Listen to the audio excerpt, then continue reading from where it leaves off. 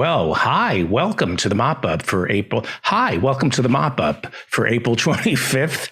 I'm David Feldman coming to you from an air shaft overlooking a parking garage somewhere in Manhattan. Breaking news, the Texas Court of Criminal Appeals in the past 2 hours granted Melissa Lucio a stay of execution. Listeners to this show are familiar with the reporting done last week by Professor Jonathan Bick and 3 weeks ago by Rodrigo, our citizen journalist in Mexico. They reported on the case against Melissa Lucio, who supporters say was wrongfully convicted of murdering her toddler, thanks to all of you out there who went to the Innocence Project's website to sign their online petition to stay her execution, which was scheduled for Wednesday. And now there's been a stay thanks to people like you. You make a difference. Elon Musk has reportedly purchased Twitter and will now take it private. Jeff Bezos owns the Washington Post, and now Elon Musk owns Twitter, all of it. Twitter will no longer be traded as a public stock, and Musk will have to answer to nobody. In announcing today's $44 billion takeover, Elon Musk said, "Free speech is the bedrock of a functioning democracy." Yes, Elon Musk loves freedom of speech, which is why, according to several complaints filed by the state of California, he never disciplined any of his workers at Tesla for incessantly calling Black employees the N-word. Congress is back in session and will keep working, sort of, until the Memorial Day weekend. Here's what we have to look forward to in the next couple of days. Debate continues on whether to provide the Biden administration with a $10 billion COVID relief package. Biden says he needs a $10 billion COVID relief package because Americans who don't have insurance are now being forced to pay for COVID tests, vaccines, and of course, treatment for the disease. Yes, $10 billion will cover it all. The Biden administration will also be asking Congress for an additional $800 million in relief to Ukraine. Not so much relief as it is just more bombs. The Biden administration is also reportedly negotiating with Senator Joe Manchin and a smaller version of Bernie Sanders' Build Back Better social safety net bill. So that's what we can look forward to. The Biden administration not accomplishing in the next couple of weeks. The most unpopular president since Trump. Well, I'm going to talk about Ukraine. Let me state up front, the world would be better off without Vladimir Putin. I think he sows chaos in America and throughout Europe. And I am rooting for the Ukrainian people. But I believe in peace. I believe the Biden administration wants war and not peace. And there are ways to achieve our aims through negotiation and compromise. I am disgusted by our news media and our leaders who have become cheerleaders for violence that has destroyed millions of lives in Ukraine for generations to come. There are alternatives to war. I support the Ukrainian people. The world would be better off without Vladimir Putin.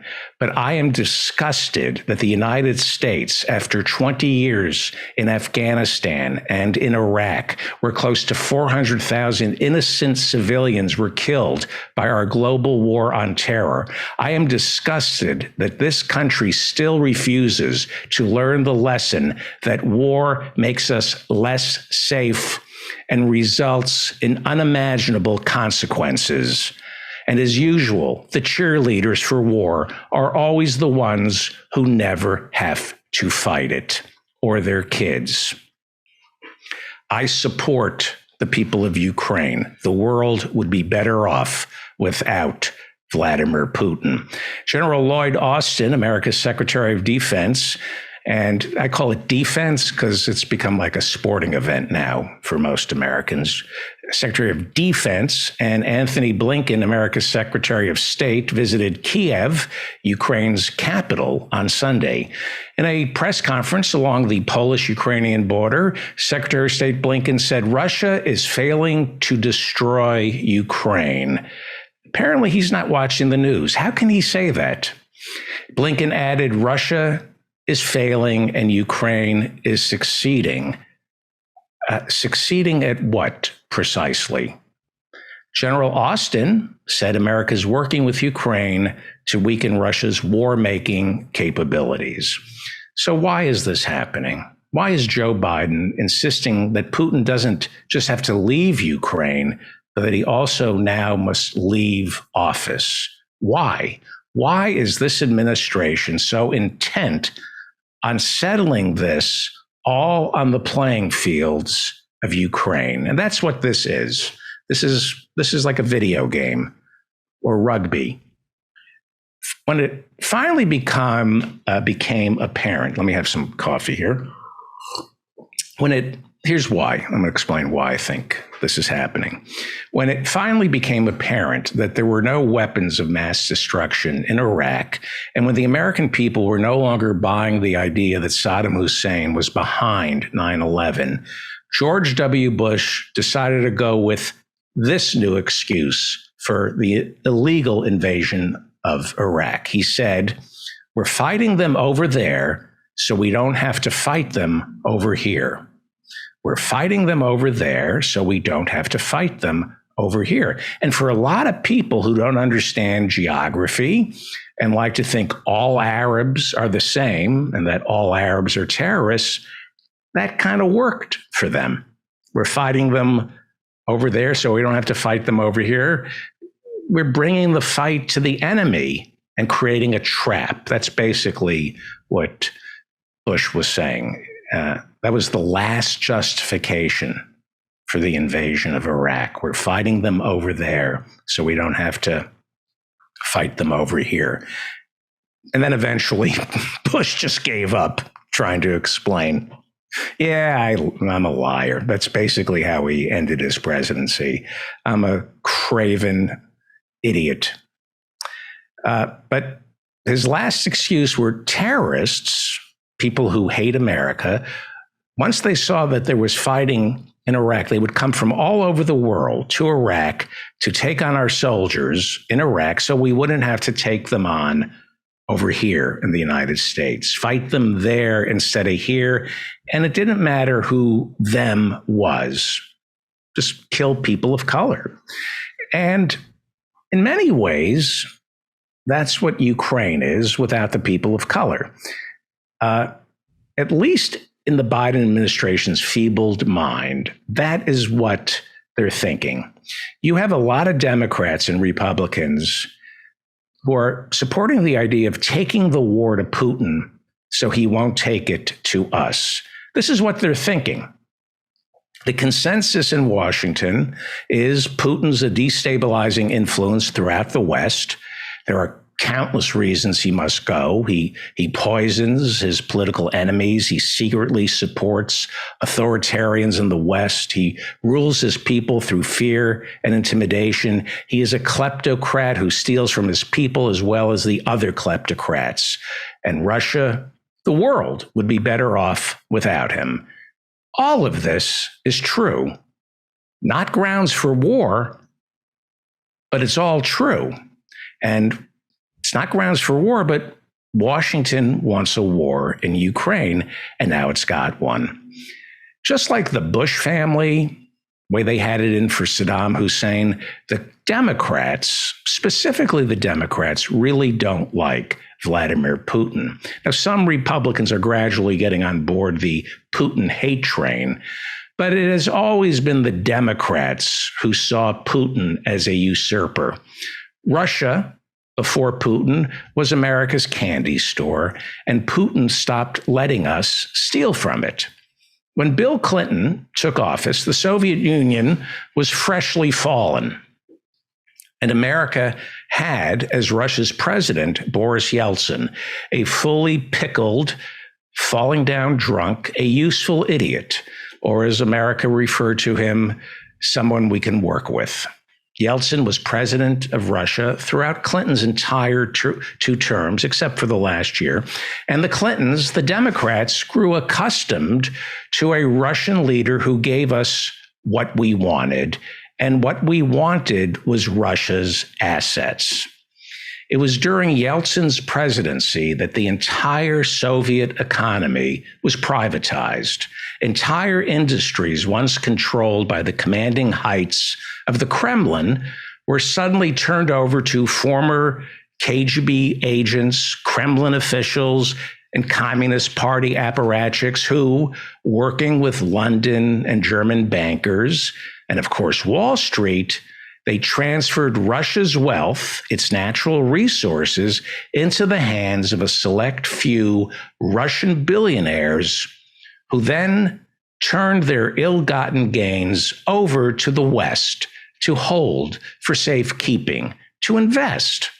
With the help of Bill Clinton and Tony Blair, Boris Yeltsin minted multi-billionaires, oligarchs who moved their rubles into dollars, and those dollars made their way into offshore tax havens set up by America, Great Britain, and Germany.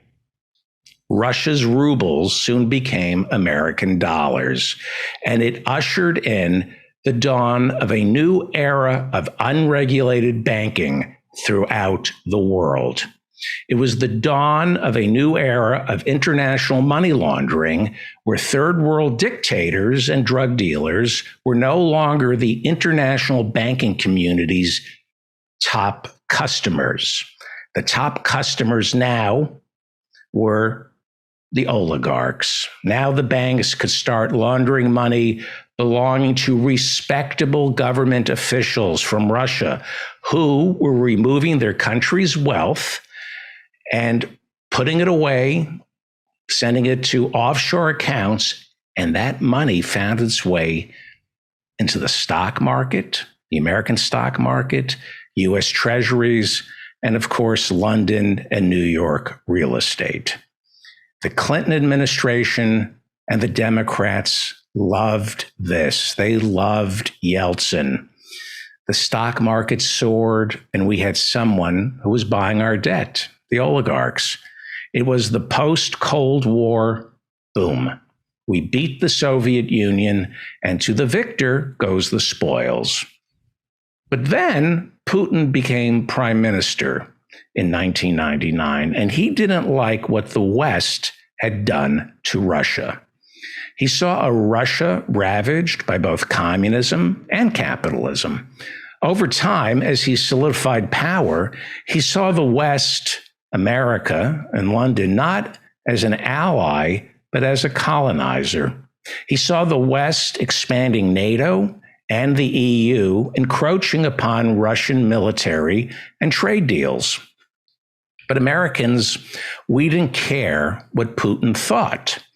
We were too busy investing Russian money, and America became the largest tax haven in the world, surpassing Switzerland, the Cayman Islands. Joe Biden's Delaware became one of the largest tax havens in the world. According to the New York Times, by 2015, 85% of Russia's gross domestic product was being held overseas in offshore accounts. Great Britain and Germany and America had in its possession 85% of Russia's entire economy. But this money, we're talking hundreds of billions, if not trillions, eventually became a problem for the West. Yes, it's invested and laundered by American, German, and British banks, but it still belongs to Russian oligarchs who soon belonged to Putin. Putin, they say, is now the wealthiest man in the world because he said to the oligarchs, "Give me half or I'll arrest you or poison you." Putin was stealing from Russia. Putin, they say, may be worth $1 trillion because he stole from the oligarchs. And he knew that if America expanded NATO and the EU, there would be nothing left for Putin to steal. So Putin weaponized the money. He weaponized his money that was being held in offshore accounts overseas. He weaponized the money. He poured it into Brexit. A lot of people think Putin funded Brexit. We know that he funded Orban in Hungary. We know that he funded Marine Le Pen in France. She lost. And of course, we know that he funded Donald Trump. He poured money into anything that would destabilize the West, because a weak West, a weak Europe, a weak America meant more money for Putin. And a weak America means Russia will be left alone. Putin weaponized money, and that money that he weaponized became a cancer on America's body politic. There are a lot of people who deny Russiagate on this show, and I think they're half right. But you cannot separate the depravity of the Republican Party from Vladimir Putin's financial largesse. Putin's money made it into Trump's pocket and the National Rifle Association's pocket, as well as countless conservative think tanks and pundits. Now, I don't believe the Republican Party is owned and operated by Vladimir Putin. But I think the Democrats inside the Biden administration believe that. I think the Democrats, I think Biden, I think Clinton, I think Obama believe Putin owns just enough of the Republican Party so he can destabilize America's democracy. I believe that's what Biden believes. And I believe that's why he's so giddy about this war in Ukraine. I believe the reason we're fighting in Ukraine is that the Democrats truly believe our democracy is under siege, which it is. But they mistakenly believe it's under siege because of Vladimir Putin. I think Vladimir Putin plays a role in the decline of American democracy, but he is not the reason our democracy is under siege. The Biden administration believes the Republican Party, people on Fox News like Tucker Carlson, the Biden administration believes these people are in the financial thrall of Vladimir Putin. And it's partly true, but it is in no way grounds for war in Ukraine. The Biden administration thinks it is. They think they're saving American democracy by fighting Vladimir Putin over there so we don't have to fight him over here. That's why we're arming Ukraine. Biden thinks he's saving American democracy. There's a germ of truth in this. Putin and the GOP share common cause in grinding Washington, America's federal government, to a halt. The Republicans and Putin share common cause in destroying the administrative state, if you're a Republican, or just Washington in general, if you're Vladimir Putin. And they do this by sowing confusion, by lying, by saying anything that just makes it impossible to get anything done in Washington, D.C. That is the goal of a Republican, to make sure Washington accomplishes nothing. They don't believe in government, certainly not the federal government. And so Putin hates Washington, D.C. He shares common cause with the Republicans. They have a similar wish list. They both hate Washington, D.C., and they only really like white men. So some of what the Democratic leadership believes is based on a germ of truth. Republicans and Putin hate Washington and want to destroy it, but it is not grounds for war in Ukraine. Biden and the Democrats want to fight Putin over there in Ukraine so we don't have to fight him over here. They believe that because they're lazy. The Democrats who surround Joe Biden's feebled mind are lazy. They don't want to do the real work that we have to do to save our democracy. So they blame everything on Putin and the GOP. It's lazy thinking. Biden is convinced that if we can destroy Putin, we can save American democracy, right? That's what he thinks. Medicare for all, maybe joining Bernie Sunday out on Staten Island and endorsing Christian Small's Amazon labor union. That would be a much more efficient way to save our democracy. But Biden and the Democrats, they take the lazy path, convinced our democracy is under assault from outside forces. It can't possibly be our fault. It's Putin's fault. It's the Republicans' fault. Can't be the Democratic Party's fault. Can't be our fault for refusing to give the 100 million Americans who could vote but choose not to vote, giving them a reason to vote. That's not, the fact that the Democratic Party failed to give 100 million Americans who could vote a reason to vote. It's all Putin's fault. It's all the Republican. It's the fault of the Republican Party.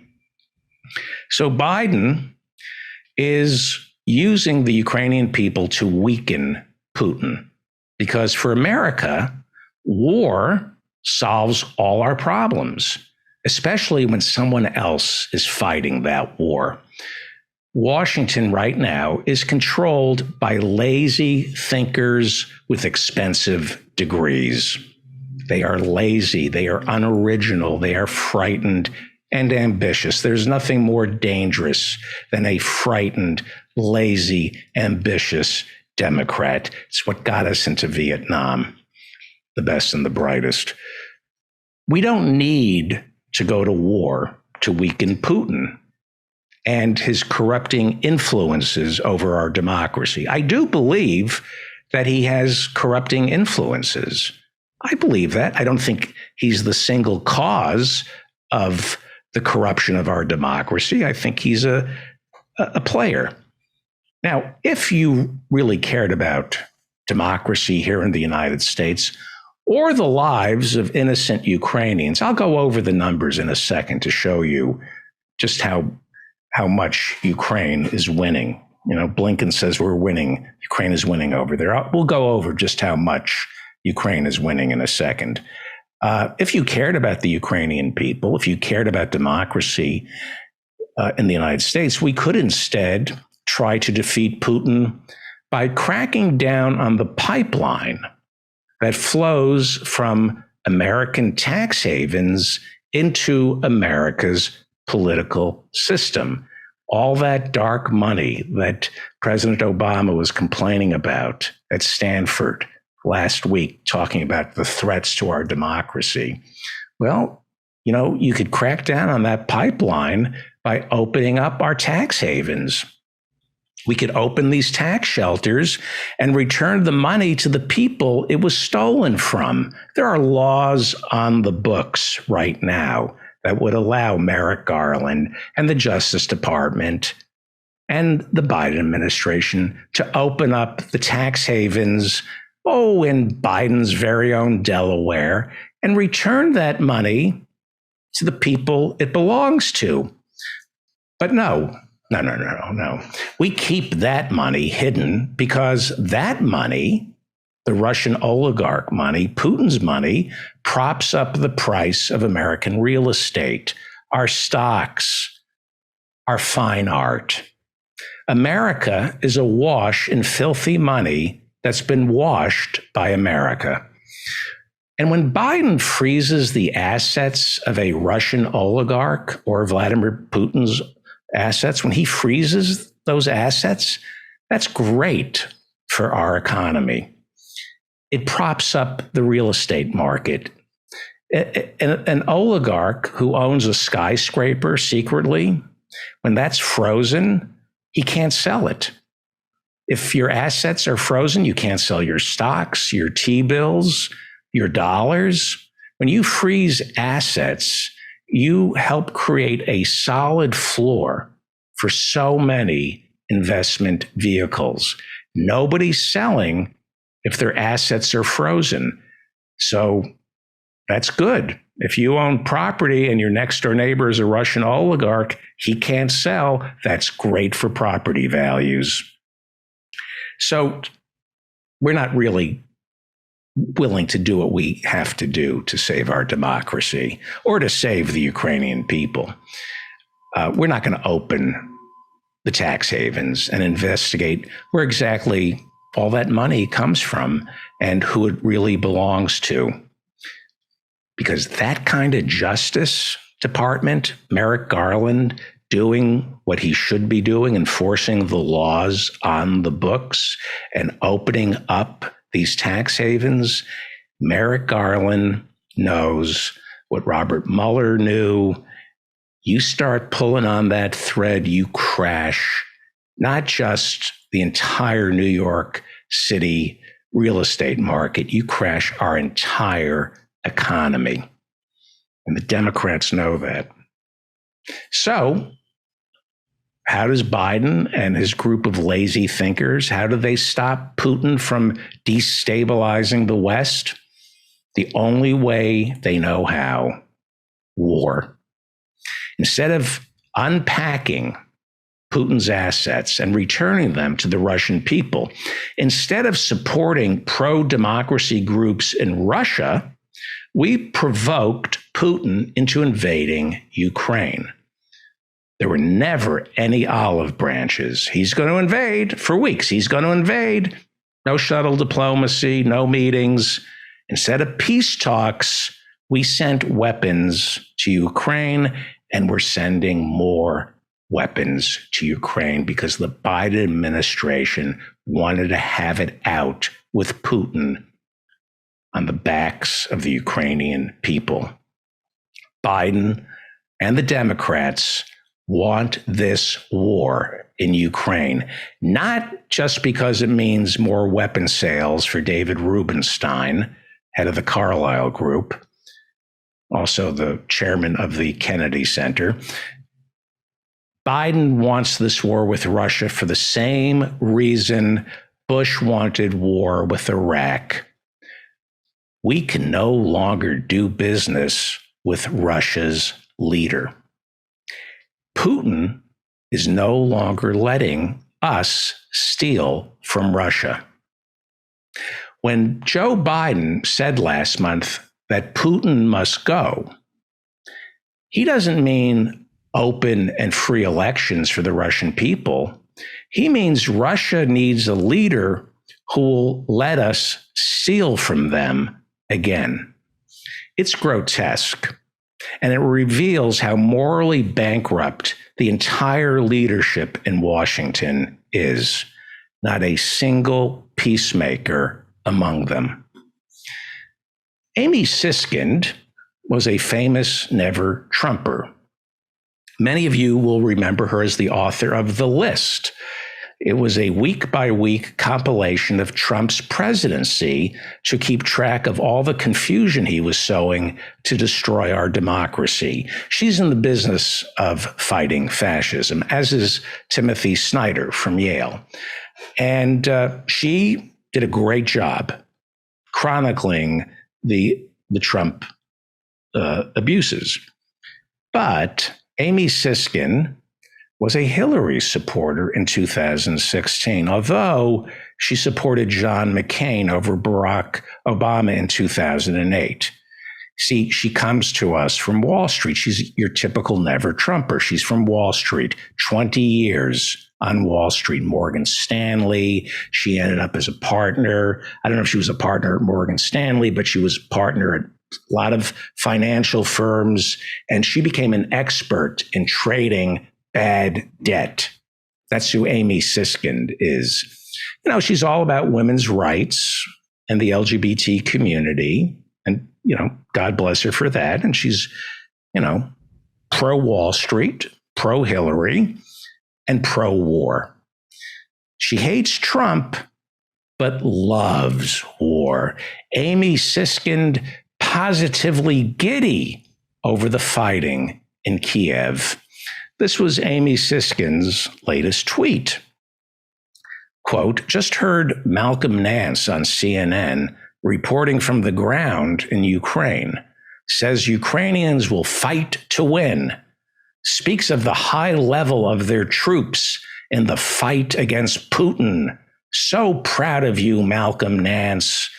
Glory to Ukraine. And then she follows it up with heart emojis. I'll talk about Malcolm Nance next show. But Amy Siskind tweets, glory to Ukraine, heart emojis, glory to Ukraine. Well, Amy Siskind, you got kids. Why don't you send some of them to join Malcolm Nance to do the fighting alongside the Ukrainians? Or Amy, you know, you go, girl. You go and fight with Malcolm Nance. Or at the very least, tell us which defense stocks you own. Glory to Ukraine. Glory, not peace, not food, medicine. Glory to Ukraine. Amy Siskind suddenly thinks she's Henry V at Agincourt.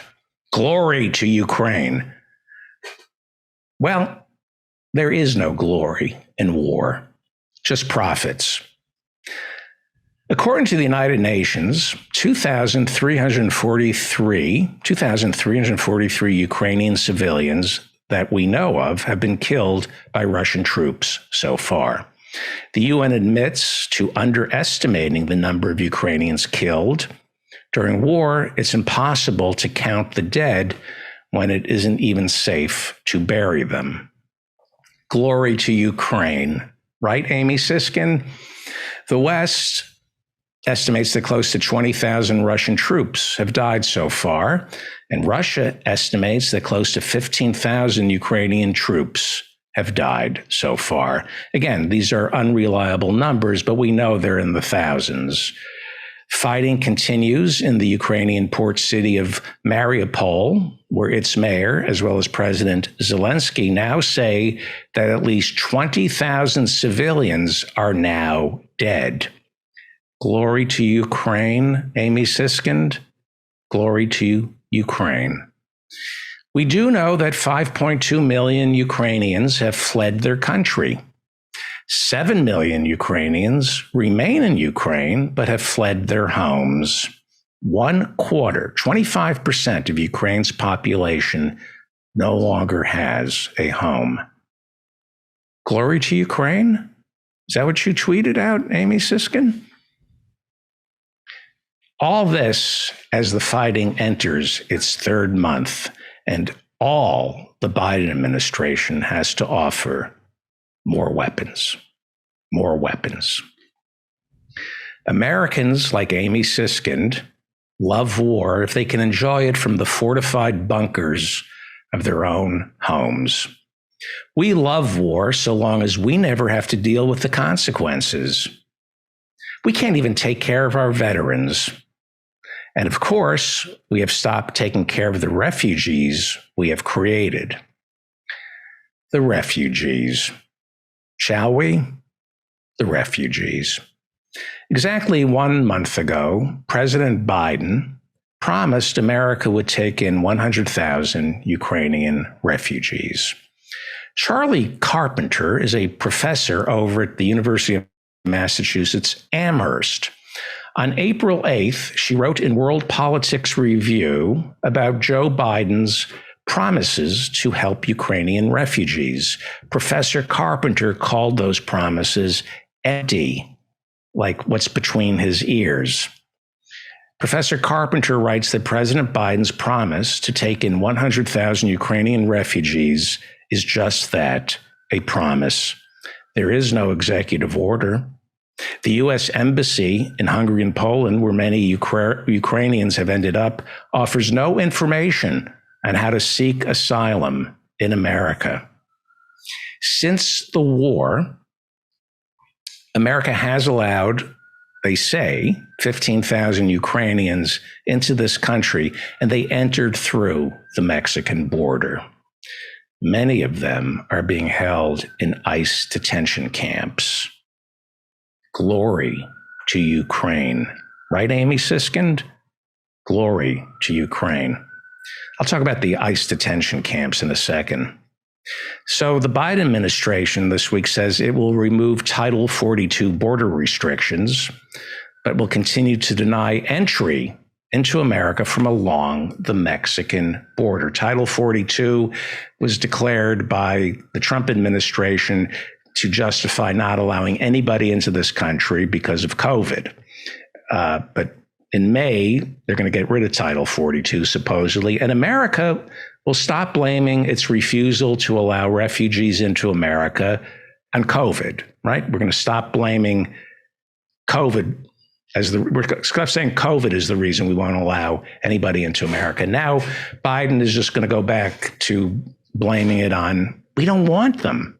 Now we don't even need COVID anymore. Now Biden is just saying, we just don't want them, especially along the southern border. That is the Biden administration's official immigration policy. If you're trying to come into this country along the southern border, you're not welcome here. Maybe we'll see some exceptions with the Ukrainian refugees because they're white, maybe. International law dictates that anyone who comes to America or any country seeking asylum must be provided due process. The Universal Declaration of Human Rights, Article 14, states that everyone has the right to seek and enjoy asylum from persecution in other countries. By law, by international law, America must accept anyone who comes to this country seeking asylum and then giving them a hearing. We do not. We are in violation of international law. According to Homeland Security, as many as 60,000 people are amassed along the northern Mexico, attempting to seek entry into the United States. 60,000 people are trying to get into the United States right now.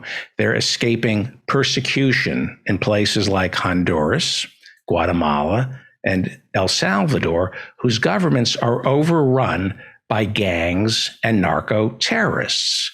They are escaping countries that are literally run by narco-terrorists. They are seeking asylum. One Honduran who did make it safely into America is Juan Orlando Hernandez. Up until a year ago, Juan Orlando Hernandez was president of Honduras, and he made it into America. He was actually extradited to the United States, and today he was charged with international drug trafficking. You see how this works? People are escaping Honduras to seek asylum because their country was run by an international drug dealer, a narco-terrorist who worked with gangs.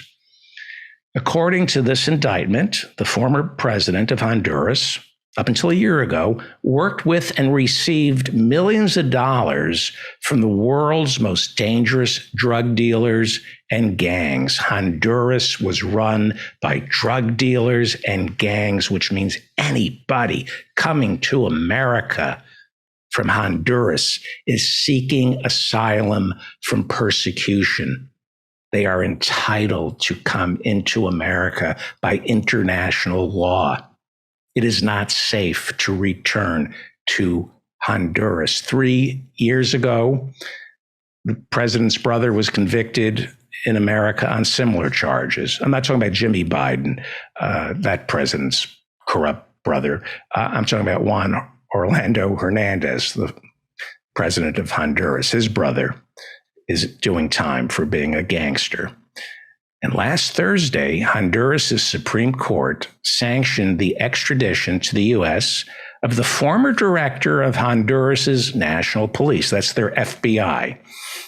They've extradited the head of Honduras' FBI. They've brought Juan Carlos Bonilla Vallarde to America to face the same charges the president of Honduras was charged with today.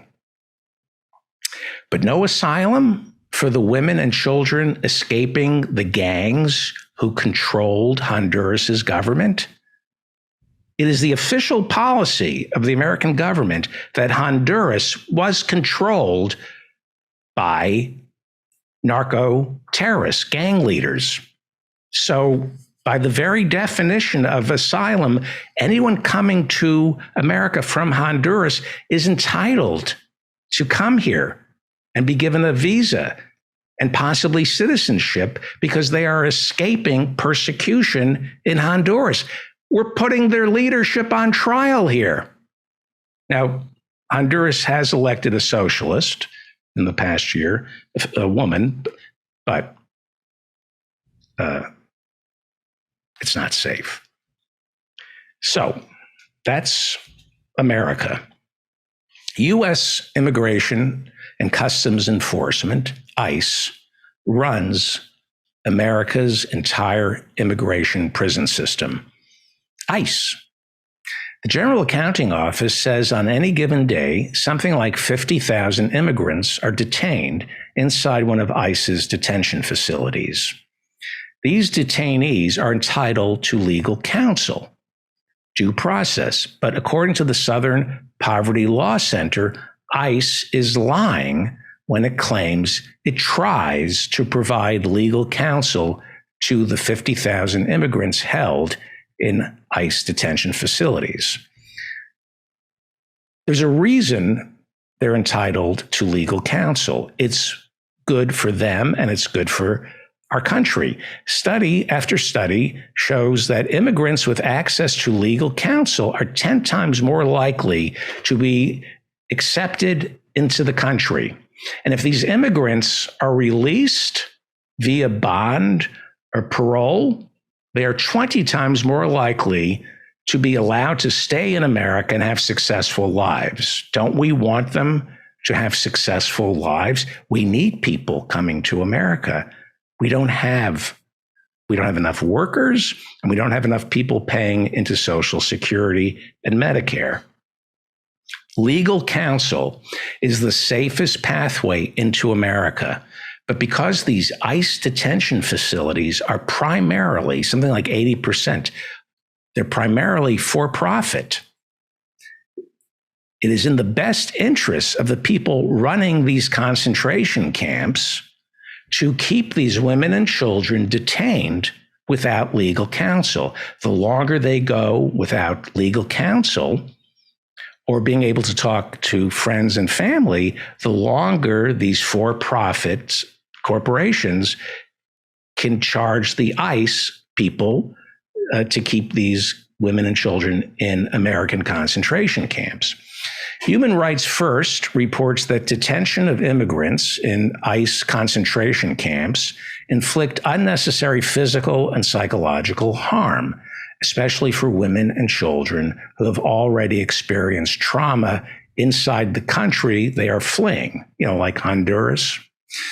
Under international law and protocols outlined by the United Nations Refugee Agency, America is expected to release refugees seeking asylum into our community so they can be housed by friends, family, or charitable relief agencies.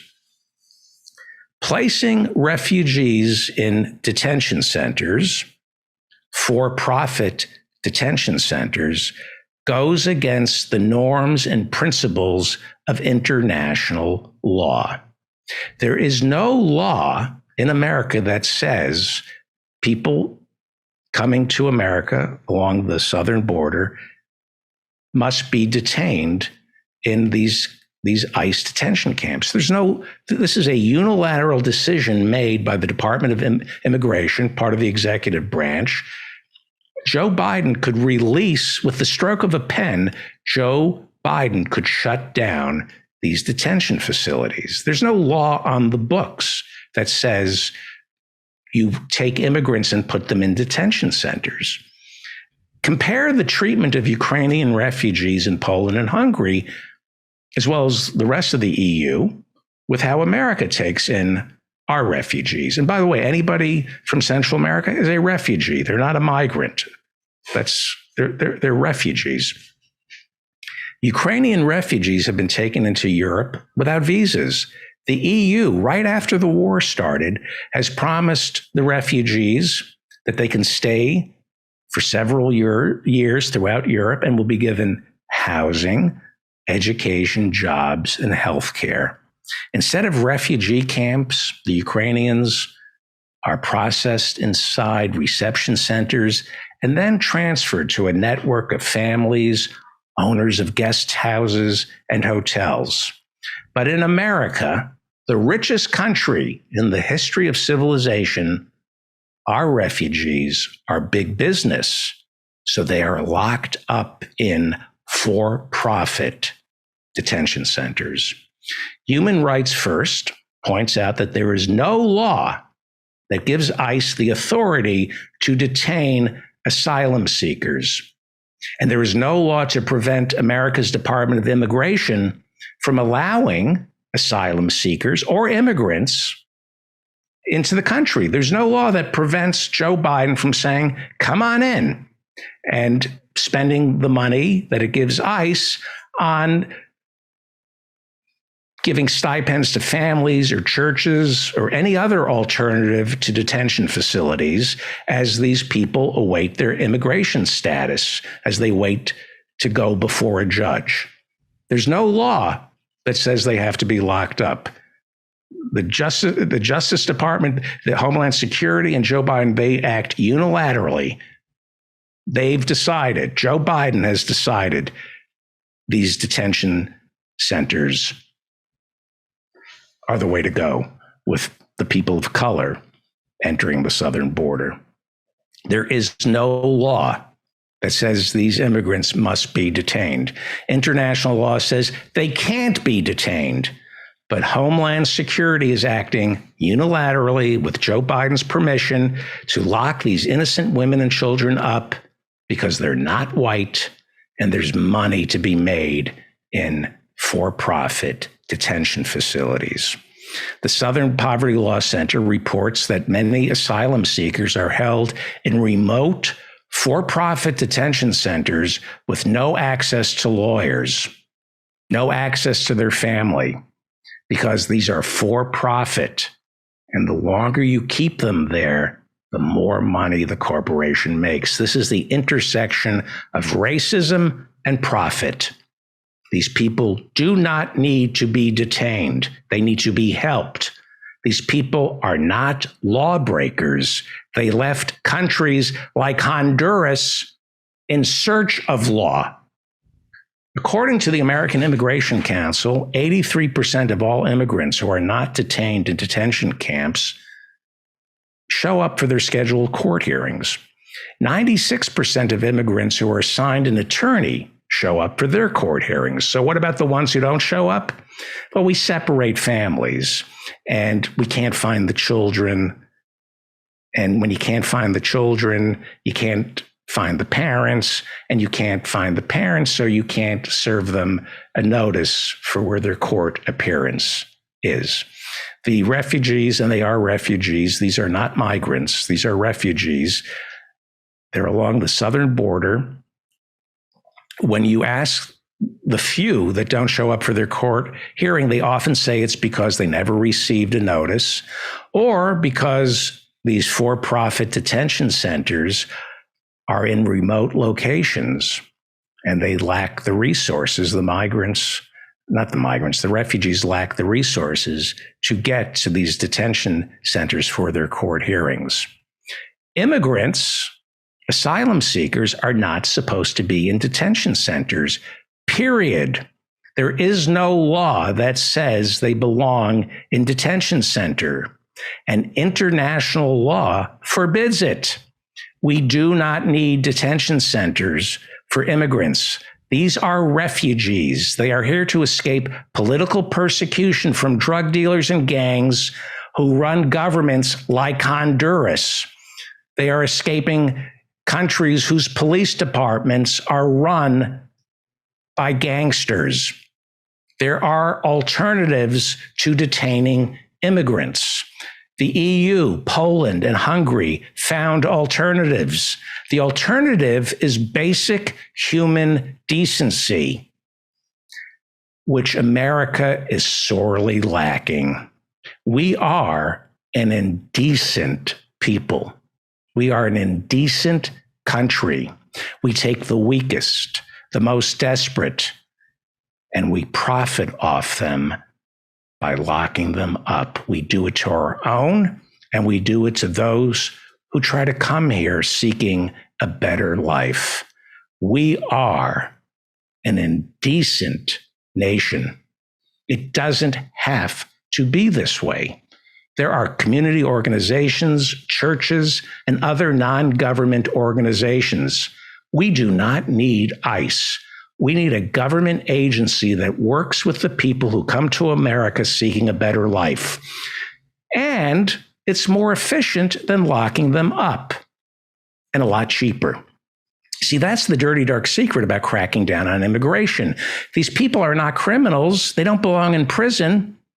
And prison is the most expensive way to deal with them. The General Accounting Office reported last year that ICE spends $3.1 billion a year on keeping foreign nationals behind bars. $3.1 billion to keep 50,000 detainees behind bars. That means ICE is spending $60,000 a year per foreign national behind bars. Does that sound like a good use of your taxes? If you think it does, then you're a racist. We are a kleptocracy, and kleptocracies are inefficient. We give $60,000 a year per immigrant to private corporations to keep them in detention centers, which these detention centers, which, by the way, leading scholars of the Holocaust have called concentration camps. These are concentration camps. A concentration camp, by its very definition, is the imprisonment of people from a specific religion or nationality being detained. According to the Cato Institute, a conservative think tank, in 2020, 21 people died in ICE detention centers that we know of. There are countless reports of COVID outbreaks, rapes, children being held with adults, scabies, lack of heat, lack of air conditioning, no blankets, no medicine, food. Detainees are forced to work to maintain the for-profit detention centers, and instead of money, they are paid in soup. Guards assault the detainees and spew racism. Lindsey Graham visited a detention center in Texas and almost vomited from the stench. Who benefits from this? Nobody other than the racists who enjoy the suffering of dark people, and of course, the for-profit prison industry, which Joe Biden promised when he was running for office to eliminate, but has continued to let it grow during his administration, especially when it comes to ICE. Like I said, it costs $60,000 a year to house a single inmate in a detention center. But what about the families? What about the women and children?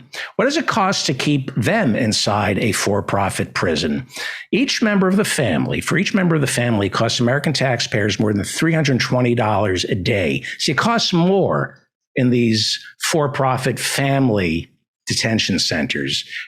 $320 a day to hold one single immigrant child with their mother or father or sister in a family detention center. That's $116,800 a year for one family member. You house a mother and her two children, that comes out to $350,000 a year going to these private prison companies for a family of three. You could buy them a house. Or you could buy a house and pay someone to live with a couple of families so they can find their way into our society. Instead, all that money goes to a handful of for-profit prison corporations. This is the truth. There is no economic theory to justify it. It's just unchecked wanton greed. It is pure greed. We have turned our immigration system over to for-profit prisons, and we can't fix it. We can't fix it because they have lobbyists. These detention centers are understaffed, and the corporations often rely on the detainees to perform much of the custodial work in exchange for a bowl of soup. No reasonable society would pour billions of dollars into these for-profit concentration camps.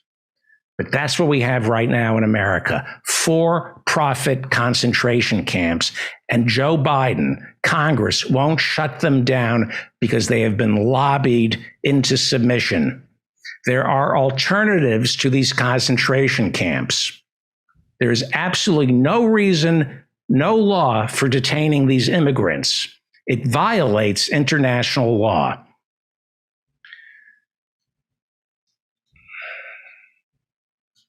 Well, I have to wrap it up. There's so much more. This is a government that spends $5 billion a year on for-profit concentration camps, but somehow it's Vladimir Putin who's the threat to our democracy. We'll be right back.